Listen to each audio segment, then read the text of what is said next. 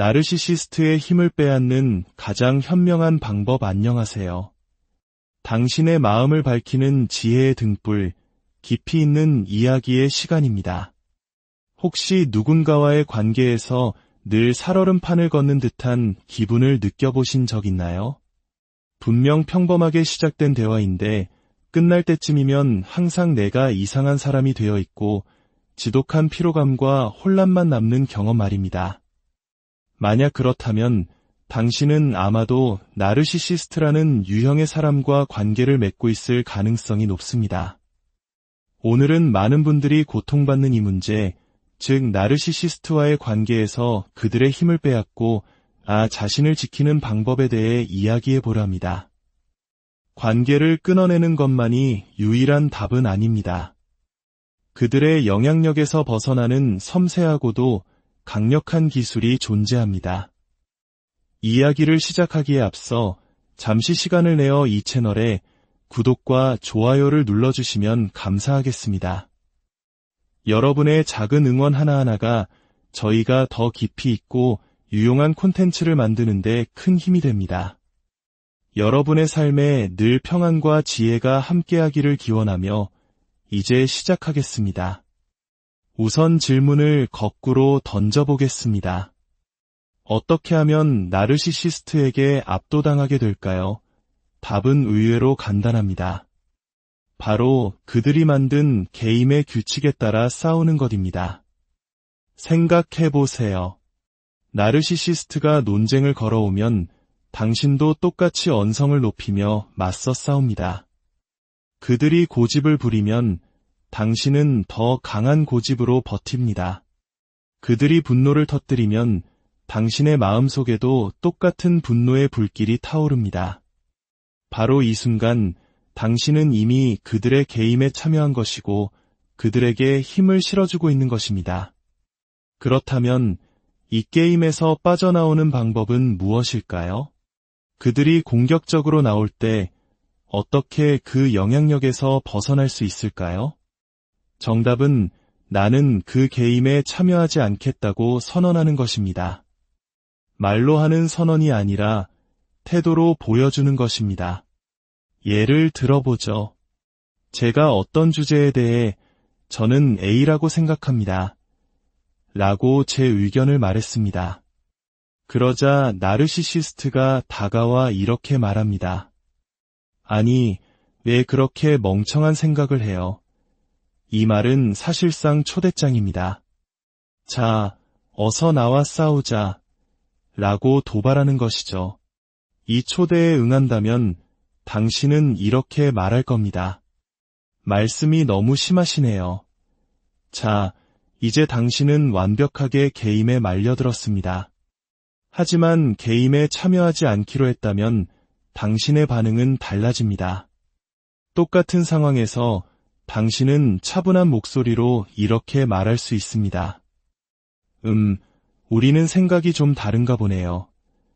목소리는 평온함을 유지하고 감정적으로 휘말리지 않는 것입니다. 그들은 당신이 미끼를 물기를 기대했지만 당신은 그러지 않았습니다. 그들은 아마 당황하며 다른 방식으로 당신을 자극하려 할 겁니다. 다른 걱정거리라도 있으신가요? 라고 덧붙일 수도 있겠죠. 이 말의 숨은 뜻은 이것입니다. 당신이 나를 괴롭히고 싶다면 그건 당신의 선택입니다. 하지만 나는 당신이 나에게 씌우려는 그 피해자 역할을 맡을 생각이 전혀 없습니다. 저는 이것을 평온한 단호함 혹은 섬세한 거리두기라고 부릅니다. 그들이 던진 갈고리에서 나 자신을 부드럽게 빼내는 기술이죠. 그들은 이런 반응에 어떻게 대처해야 할지 모릅니다. 왜냐하면 당신의 그런 태도는 나는 괜찮다. 나는 내 자신에게 만족한다는 강력한 메시지를 전달하기 때문입니다. 나르시시스트들은 당신이 감정적으로 불안정하고 혼란스러워하기를 바랍니다. 그래야만 너는 이렇게 불안정한 사람이니까 내가 널 통제해야만 해라고 스스로를 합리화할 수 있기 때문입니다. 하지만 당신이 그들의 감정적 공간으로 들어가지 않는다면 그들의 통제력은 힘을 잃게 됩니다. 물론 이것이 갈등을 무조건 피하라는 의미는 아닙니다. 때로는 자신의 입장을 분명히 밝혀야 할 때도 있습니다. 제가 당신에게 말하려 했던 것은 바로 이 점입니다. 저는 A, B, C가 저에게 중요하다고 생각하고 당신이 이런 식으로 행동할 때 저는 어려움을 느낍니다. 이렇게 말할 수 있습니다. 중요한 것은 방식입니다. 소리를 지르거나 욕설을 하거나 상대방이 얼마나 어리석은지 비난하는 것은 해결책이 아닙니다. 이것이 바로 자기주장입니다. 자기주장이란 나 자신을 위해 내 입장을 분명히 밝히고 나의 신념을 지키되 그 과정에서 상대방에 대한 존중과 예의를 잃지 않는 태도를 말합니다. 내가 나의 존엄성을 지키고 싶은 만큼 상대방의 존엄성도 훼손되지 않기를 바라는 마음이죠. 건강한 관계에서는 서로의 다름을 인정하고 복잡한 문제를 함께 헤쳐나가며 더 나은 결론에 도달할 수 있습니다. 하지만 나르시시스트는 다릅니다. 당신이 나는 당신과 생각이 다릅니다라고 말하는 순간 그들은 이미 모욕감을 느낍니다. 그들은 부메랑 대화법을 사용하기도 합니다. 당신이 한 말을 그대로 당신에게 되돌려 던져버리는 것이죠. 혹은 방어적으로 나오며 당신은 항상 당신이 다 안다고 생각하지라며 당신을 깎아내리려 합니다. 저는 이것을 시소 같은 대화라고 부릅니다. 한 사람이 올라가면 다른 한 사람은 반드시 내려와야만 하는 결코 동등한 위치에 설 수 없는 관계 말입니다. 그들이 이렇게 행동하는 근본적인 이유는 공감 능력의 부재 때문입니다. 그들에게는 다른 사람이 나눌 만한 타당한 의견이나 감정을 가지고 있을 수 있다는 생각 자체가 떠오르지 않습니다. 나와 다르면 내가 틀린 것이다. 이것이 그들의 세상입니다. 당신의 다름을 자기 자신에 대한 평가로 받아들이고, 아, 내가 바보 같다는 말이군. 내가 뭘 모른다고 생각하는구나라며 왜곡해서 듣습니다. 더 많은 것을 알려달라고 요청하는 대신 그들은 방어벽을 쌓습니다. 그렇다면 이런 나르시시스트가 변할 가능성은 과연 있을까요? 어떤 사람들은 단호하게 절대 없다고 말합니다. 하지만 저는 그 접근이 조금은 극단적이라고 생각합니다. 물론 변화가 흔하게 일어나는 일은 아닙니다.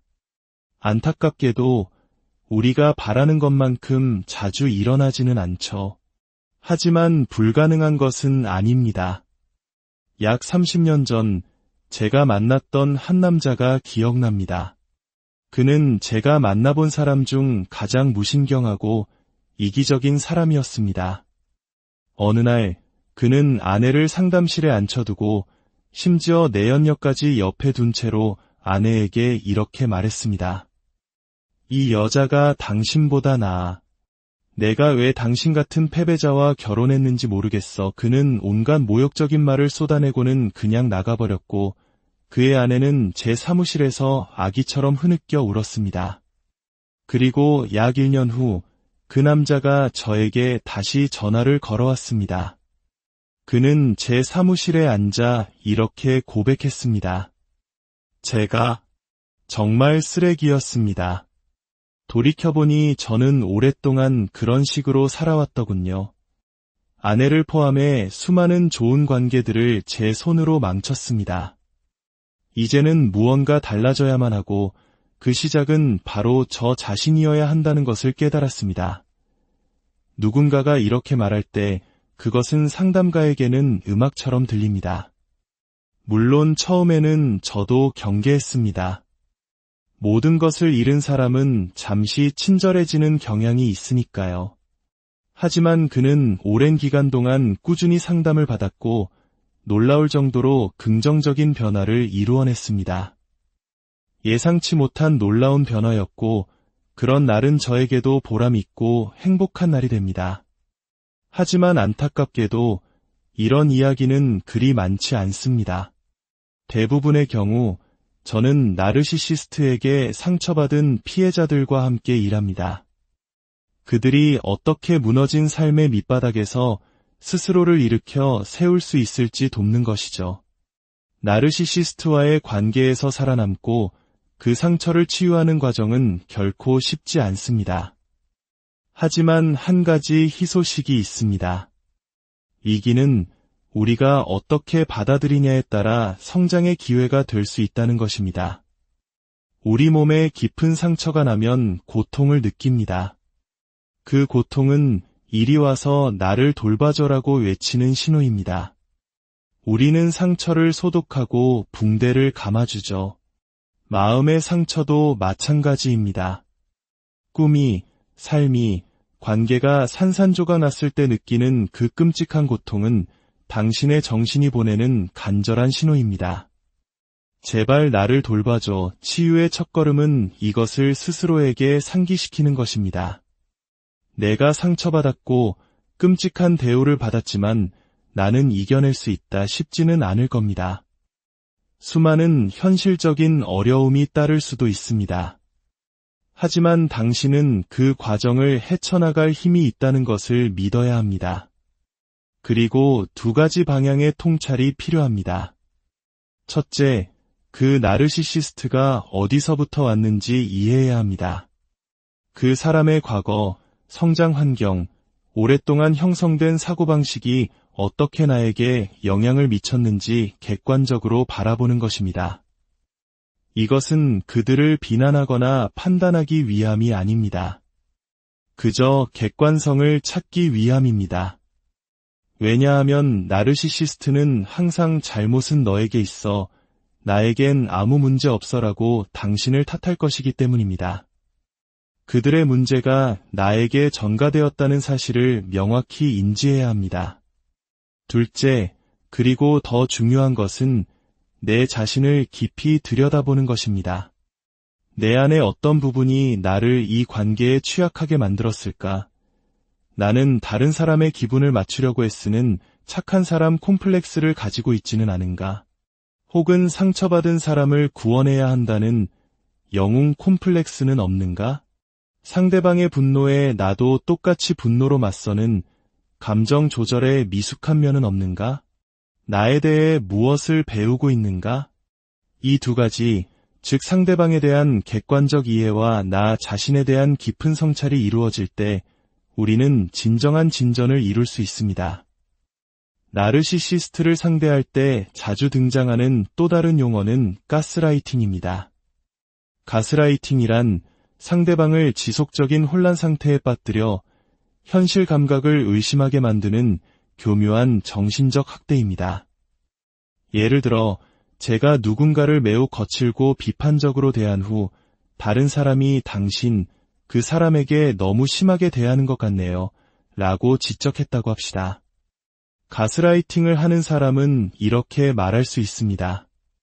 당신 귀에는 그렇게 들렸을지 몰라도 실제로는 그런 일이 없었어요. 라며 역사를 완전히 새로 쓰는 것이죠. 혹은 어제는 이렇게 말씀하지 않으셨잖아요. 라는 지적에 당신 기억력이 문제인 것 같군요. 녹음이라도 해뒀나요? 없죠? 나는 어제도 분명히 똑같이 말했어요. 당신이 제대로 듣지 않았을 뿐입니다. 라고 응수합니다. 이 모든 것은 당신을 무효화시키고 당신의 현실 인식을 의심하게 만들고 결국에는 내가 이상한 건가? 라고 생각하게 만듭니다. 그들이 당신을 더 큰 혼란에 빠뜨릴수록 그들은 자신이 이기고 있다고 느낍니다.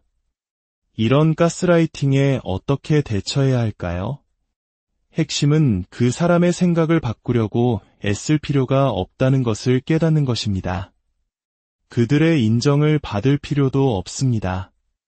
제 기억은 이렇습니다 라고 말했을 때 상대방이 말도 안 돼, 당신은 아무것도 몰라 라고 반박한다면 당신의 마음속 목표는 그를 설득하는 것이 아닙니다.